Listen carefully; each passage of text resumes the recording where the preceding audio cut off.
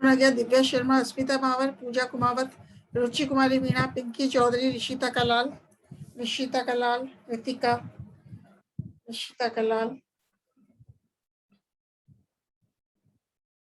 मनीषा, खुशबू आई है अभी, खुशबू,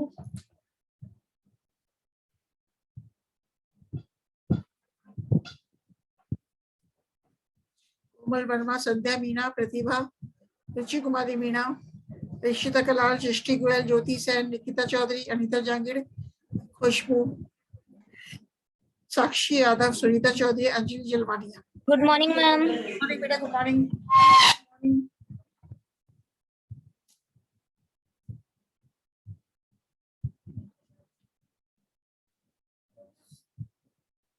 आज अपन लेते हैं development of male gametophyte in Cycas. Cycas में नर युग्मकोद्भिद का विकास कैसे होता है?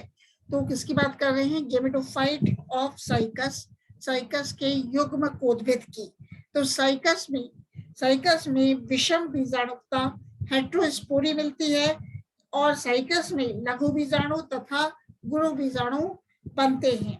मतलब साइकस में हेट्रोस्पोरी मिलती है। इन cycas heterospory is found. What do you understand by heterospory? Heterospory means formation of microspores and megaspores takes place in cycles. अतः इन बीजाणुओं में, मतलब इन लघु बीजाणुओं व गुरु बीजाणुओं में उद्गम, संरचना तथा कार्य की दृष्टि से असमानता मिलती है। लघु बीजाणु से नर युग्मकोद्भिद का निर्माण होता है, जबकि गुरु बीजाणु से मादा युग्मकोद्भिद का निर्माण होता है। मतलब माइक्रोस्पोर क्या बनाता है? माइक्रोस्पोर मेल गेमेटोफाइट बनाता है व मेगास्पोर फीमेल गेमेटोफाइट का निर्माण करता है। तो अब अपन इसमें करते हैं, एक स्लाइड आपके साथ शेयर कर देती हूँ, ठीक है। साइकस के अपन देखेंगे, साइकस का गेमेटोफाइट के बारे में स्टडी करते हैं। ये दिख रहा है आपको study mail gametophyte of cycas, ये स्लाइड शेयर मैं कर रही हूँ। तो लघु बीजाणु माइक्रोस्पोर नर युग्मकोद्भिद की पहली कोशिका है।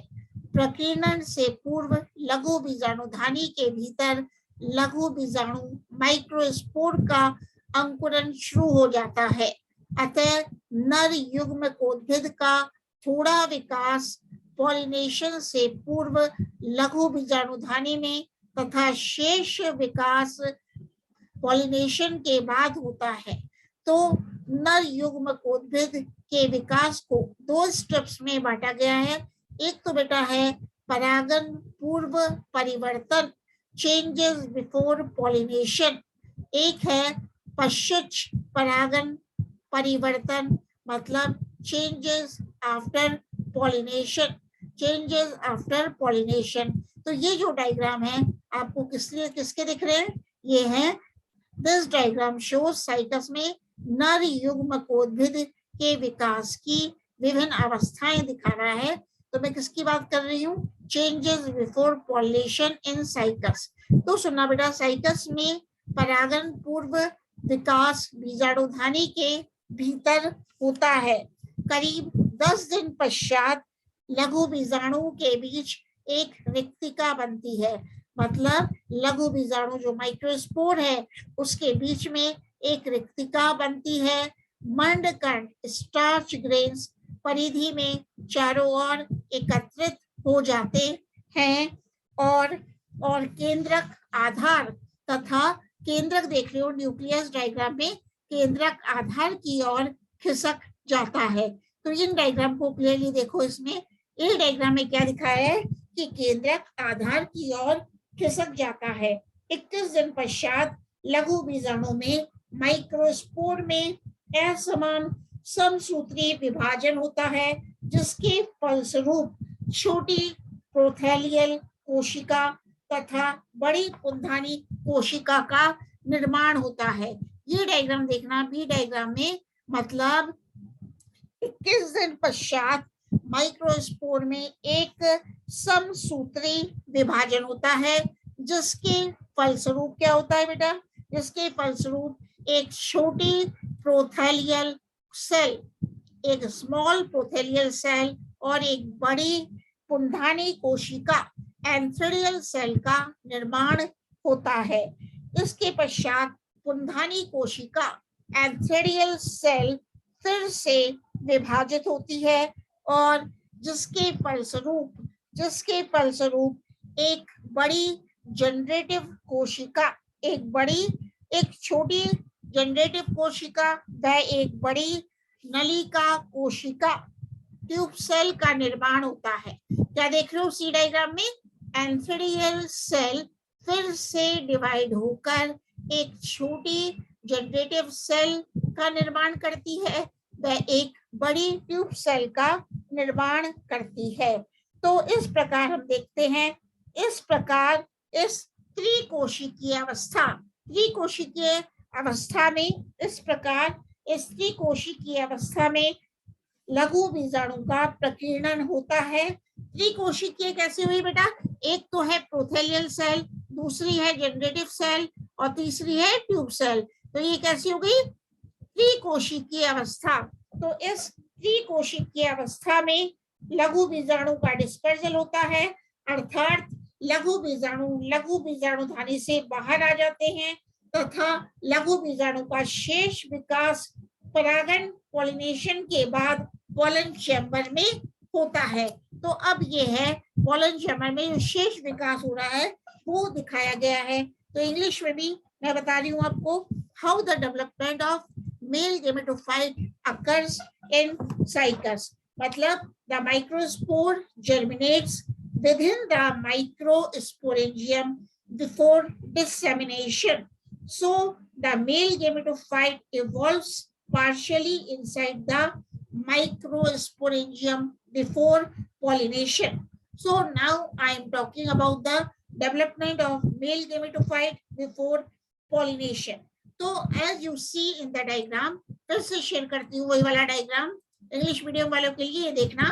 As you see in the A diagram, the microspore divides asymmetrically and cuts off a small vegetative cell called the prothelial cell and a large antherial cell. Means the microspore divides to form a small prothelial cell and a large antherial cell. The prothelial cell persists throughout the life of the male gametophyte, and the antherial cell, this antherial cell divides again and cuts off a small generative cell and a large tube cell. Therefore, the microspore becomes three-celled. The microspore is three-celled. कैसे? Tube cell, generative cell, and prothelial cell. Then now the dispersal of microspore takes place at this three-celled stage. Now the further elongation occurs in the pollen chamber of the ovule after pollination. अब अपन pollination का बारे में पढ़ते हैं कि how the pollination takes place in cycas. तो ये है changes before pollination. ये डायग्राम आप किसके देख रहे हो, how the changes occur before pollination. अब लेते हैं कि पॉलिनेशन कैसे होता है, एक फ्लो चार्ट और शेयर कर देती हूँ आपके साथ इसका। ये देखना पहले फ्लो चार्ट को और दिखाते हैं जो क्लियरली दिख रहा होगा आपको। देखना बेटा, ये है flow chart of development of male gametophyte. तो जो लघु बीजाणु है, माइक्रोस्पोर है, इसमें असमान समसूत्री विभाजन होता है जिसके फलस्वरूप एक छोटी प्रोथेलियल कोशिका का निर्माण होता है और एक बड़ी पुंधानी कोशिका का निर्माण होता है। As you see in the flow chart of the development of male gametophyte, the microspore divides by asymmetrical mitotic division to form a small prothelial cell and a large antherial cell. अब इस बड़ी पुंधानी कोशिका में फिर से समसूत्री विभाजन होता है जिससे कि एक जनन कोशिका का निर्माण होता है, एक जनरेटिव सेल बनती है और एक ट्यूब सेल नलिका कोशिका का निर्माण होता है। मतलब the antheridial cell undergoes further mitotic division to form a small generative cell and a large tube cell. Now this small generative cell again divides to form a body cell and a stalk cell.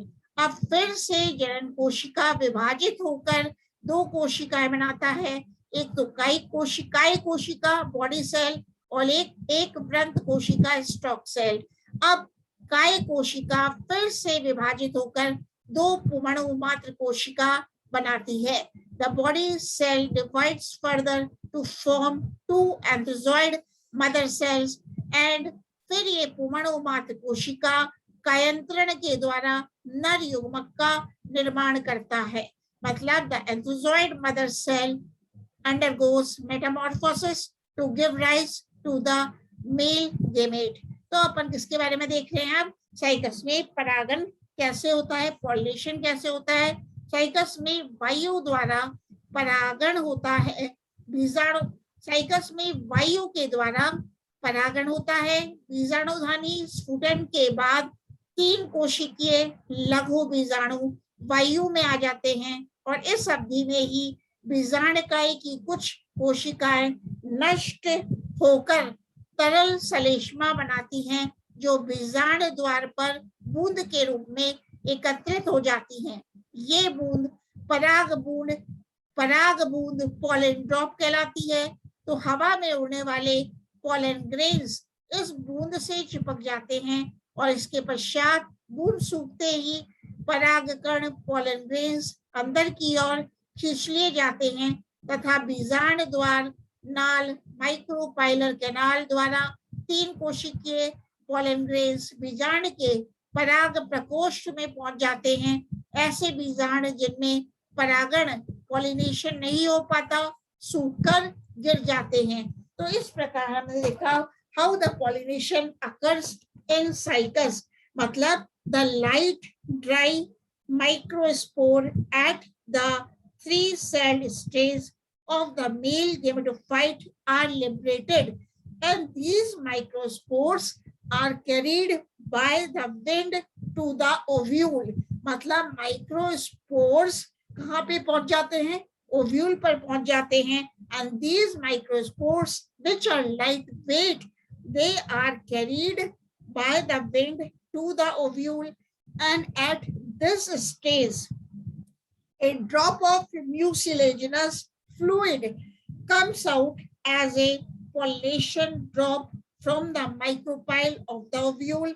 In this, the microspores are caught. So the microspores are caught caught by the pollination drop as it dries up. As the pollination drop dries up, the microspores are drawn into the pollen chamber where they are sealed by further drying of the mucilaginous exudation। अब है development of male gametophyte after pollination. मतलब परागन पश्चात परिवर्तन, changes after pollination. किस प्रकार परागन के पश्चात पॉलिनेशन होता है, तो चेंजेस आफ्टर पॉलिनेशन ये देखो। तो चेंजेस आफ्टर पॉलिनेशन में पॉलिनेशन के 1 सप्ताह के भीतर ही 3 कोशिकीय परागकण अंकुरित होने लग जाते हैं। सर्वप्रथम 3 कोशिकीय परागकण की जनन कोशिका के समसूत्री विभाजन होने से वृंत कोशिका, स्टॉक सेल तथा काय कोशिका बनती है। जैसे कि अपन ने फ्लो डायग्राम में देखा, ये देखना बेटा, इस जनरेटिव सेल ये क्या हो रही है, इसमें समसूत्री विभाजन होता है, जिससे क्या बनाया, एक तो काय कोशिका बनती है, बॉडी सेल बनती है और एक वृंत कोशिका बन जाती है। तो 3 कोशिकीय परागकण की जनन कोशिका के समसूत्री विभाजन होने से वृंत कोशिका तथा काय कोशिका बनती है। इस दौरान परागकण का बाह्य चोल ऊपरी तल पर फट जाता है तथा अंतःचोल पतली पराग नलिका पॉलन ट्यूब के रूप में बाहर निकल आता है। देखना बेटा, intine comes out in the form of a pollen tube as you see in the D diagram. तो इस डी डायग्राम में क्या है, आपको क्या दिखाई दे रहा है, पोलन ट्यूब, परागनलिका, और इसमें क्या है, tube nucleus, body cell, stalk cell and prothallial cell. तो क्या बता रहे हैं कि इस प्रकार क्या हो रहा है बेटा, कि इस प्रकार अंतःशोल पतली परागनलिका के रूप में बाहर निकल आती है, और यह पोलन ट्यूब, यह परागनलिका नीचे की ओर तेजी से बढ़कर बीजांडकाय ऊतकों को चीरती हुई फीमेल गेमेटोफाइट मादा युग्मकोद्भिद की ओर जाती है। तो आवृतबीजी पादपों की तरह साइकस की परागनलिका निषेचन में सहायक नहीं होती है। यह मात्र मतलब पोलन ट्यूब मात्र शुष्कांग हॉस्टोरियम के रूप में कार्य करती है। व्रंत कोशिका में विभाजन नहीं होता, जबकि काय कोशिका के परागनलिका के लंबे अक्ष पर वृद्धि करने के पश्चात इसके केंद्रक के दोनों तरफ ब्लेफेरोप्लास्ट उत्पन्न होते हैं, और इन ब्लेफेरोप्लास्ट से 5 से 6 चक्कर वाला सर्पिलाकार फीता बनता है। इस पर कई सीलिया बनती है। निषेचन के पहले लंबवत विभाजन कर 2 पुमणु मात्र कोशिकाएं बनती हैं, जिनके कायांतरण से 2 नर युग्मक बनते हैं, मेल गेमेट्स बनते हैं अथवा शुक्राणु बनते हैं। जैसे कि फ्लो डायग्राम में देखा था अपन ने कि जो यह बॉडी सेल में विभाजन होता है, जिसके फलस्वरूप क्या बन रहा है बेटा, पुमणु मात्र कोशिका बनती है, एंथोजॉइड मदर सेल बनती है।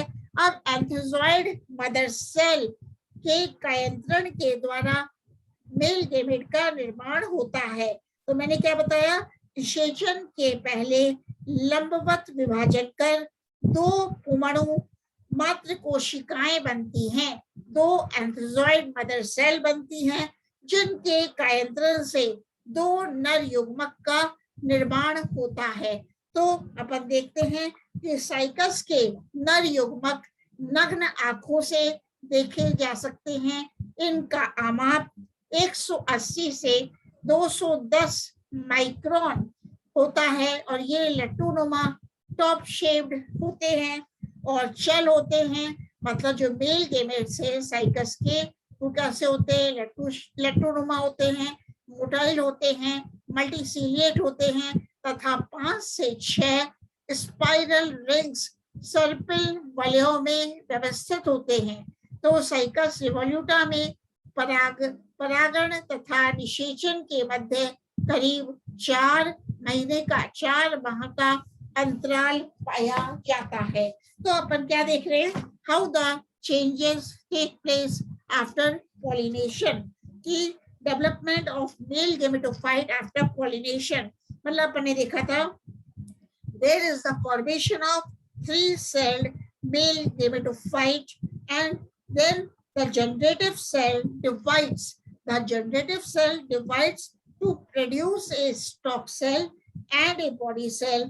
जो जनरेटिव सेल है बेटा, उसमें क्या होता है, वो विभाजन होता है, जिसके फलस्वरूप क्या बनता है, स्टॉक सेल बनती है एंड ए बॉडी सेल बनती है। So the generative cell divides to produce a stalk cell and a body cell. About the same time, the exine ruptures and the intine produces out in the form of a pollen tube. The pollen tube enters the nuclear tissue and grows towards the female gametophyte, and this pollen tube functions as hostorium. जो cycas में pollen tube बनती है, वो कैसे कार्य करती है, चूषकांग के रूप में कार्य करती है। It functions as a, it का मतलब है pollen tube functions as a hostorium. The stalk cell does not divide, whereas the body cell divides to produce 2 male gametes or anthozoids just before fertilization. So these anthozoids swim freely in the cytoplasm of the pollen tube and there is an interval of nearly 4 months between the pollination and fertilization. मतलब pollination और fertilization की क्रिया के बीच 4 महीने का interval होता है. The male gametes are naked, top-shaped, and they measure about 180 to 210 micrometer. Male gametes cycas में कैसे होते हैं? नर युग्मक मेल गेमेट्स नग्न होते हैं, नेकेड होते हैं, टॉप शेप्ड होते हैं, लट्टूनुमा होते हैं. ठीक है, अब अपन देखते हैं how the development of female gametophyte takes place in Cycas. Cycas में फीमेल गेमेटोफाइट कैसे बनता है, उसका निर्माण कैसे होता है. तो ये जो आप डायग्राम देख रहे हो, यह है मादा युग्मकोद्भिद, फीमेल युग्मकोद्भिद, फीमेल गेमेटोफाइट. बीजांड में उपस्थित चार गुरु बीजाणुओं में से मात्र एक ही गुरु बीजाणु क्रियाशील रहता है. मतलब बीजांड में उपस्थित 4 मेगास्पोर्स में से मात्र एक क्रियाशील गुरु बीजाणु से मादा युग्मकोद्भिद बनता है. एक मेगास्पोर, एक गुरु बीजाणु के सक्रिय योगदान होने के कारण यह विकास मोनोस्पोरिक विकास कहलाता है. और यह क्रियाशील गुरु बीजाणु मेगास्पोर मादा युग्मकोद्भिद की प्रथम अवस्था होती है. तो आधारीय गुरु बीजाणु केंद्रक में फ्री न्यूक्लियर डिविजन्स के परिणाम स्वरूप कई मुक्त केंद्रक बनते हैं. तो आप ये डायग्राम देख रहे हो बेटा, ये डायग्राम में क्या दिखाया है? Only 1 megaspore is functional megaspore, है ना. और and this the basal megaspore, the nucleus of the megaspore undergoes free nuclear divisions to form many free nuclei. ये आप देख लो, कई मुक्त केंद्रक बी डायग्राम में आपको दिख रहे हैं. तो इसको वापस बोलती हूँ, इस बी डायग्राम में देखना कि क्या हो रहा है कि आधारीय गुरु बीजाणु केंद्रक के स्वतंत्र विभाजन से कई मुक्त केंद्रक बनते हैं. इसकी बी डायग्राम में आप देख रहे हो कई फ्री न्यूक्लियाई बनते हैं. इसके बाद केंद्र में एक बड़ी रिक्तिका बनती है, जैसे कि आप सी डायग्राम में देख रहे हो. इसके पश्चात केंद्र में एक बड़ी रिक्तिका, एक लार्ज वैक्यूल बन जाता है तथा ये मुक्त केंद्रक परिधि में एकत्रित हो जाते हैं. तो सी डायग्राम में क्या देख रहे हैं अपन कि केंद्र में एक बड़ी रिक्तिका बन जाती है और ये जो फ्री न्यूक्लियाई थे, मुक्त केंद्रक हैं, वो परिधि में एकत्रित हो जाते हैं. और कुछ समय पश्चात बहुकेंद्रकीय बीजाणु में परिधि से केंद्र की ओर भित्ति बनने से मादा युग्मकोद्भिद या भ्रूणपोष बनता है. डी डायग्राम में देखना अपना क्या हो गया, फॉर्मेशन ऑफ फीमेल गेमेटोफाइट कैसे हुआ कि कुछ समय पश्चात बहुकेंद्रकीय बीजाणु में परिधि से केंद्र की ओर भित्ति बनने से फीमेल गेमेटोफाइट या भ्रूणपोष एंडोस्पर्म बनता है तथा रिक्तिका नष्ट हो जाती है. आप देख रहे हो इसमें रिक्तिका कहीं नहीं है डी डायग्राम में. तो ठीक है, तो कुछ समय पश्चात रिक्तिका नष्ट हो जाती है और यह फीमेल गेमेटोफाइट कैसा है, एगुणित होता है, हैप्लॉइड होता है. जबकि आवृतबीजी पादपों में भ्रूणपोष एंडोस्पर्म निषेचन के पश्चात बनता है. कैसे बनता है? निषेचन के पश्चात बनता है. और यह एंडोस्पर्म भ्रूणपोष आवृतबीजी पादपों में ट्रिप्लॉइड होता है, त्रिगुणित होता है. तो भ्रूणपोष अथवा मादा युग्मकोद्भिद के चारों तरफ पोषक परत का निर्माण होता है जो भ्रूणपोष परत या स्पंजी परत कहलाती है। इनमें मंड व टैनिन कोशिकाएं भी होती हैं। इस प्रकार की पोषक परत आवृत बीजी पादपों में नहीं बनती है।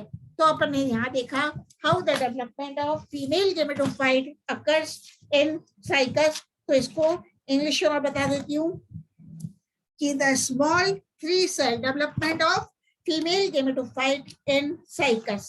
So the development of female gametophyte of cycas is monosporic.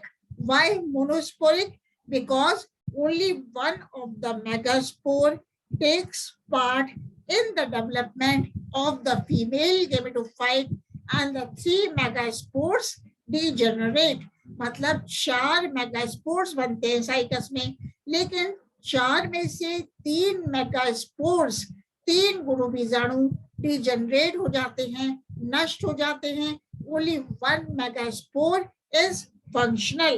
तो क्या होता है when only 1 megaspore is functional, तो female gametophyte developed from the megaspore which is deeply situated in the ovule. The nucleus of the megaspore divides by free nuclear divisions to produce a large number of nuclei simultaneously. The megaspore also increases in size. अपन ने diagram में क्या देखा था? जो megaspore का केंद्रक है, the nucleus of the megaspore divides by free nuclear divisions to produce a large number of free nuclei. Then a vacuole develops in the center of the megaspore, which forces the cytoplasm towards the periphery. The vacuole possesses a whitish fluid formed by the disintegration of the cells in the vacuole region. Now the formation of cell wall starts from the periphery and extends towards the center. फिर से diagram share करती हूँ English medium वालों के लिए। देखो बेटा, this is the A diagram, this is the functional megaspore. Now this functional megaspore nucleus divides by free nuclear divisions and a large number of free nuclei are formed as you see in the B diagram. Now a vacuole develops, as you see in the C diagram, a vacuole develops in the center, and when the vacuole develops in the center, this vacuole develops in the center of the megaspore, and now the formation of cell wall starts from the periphery and extends towards the center. The wall formation is very rapid and the entire gametophyte becomes cellular.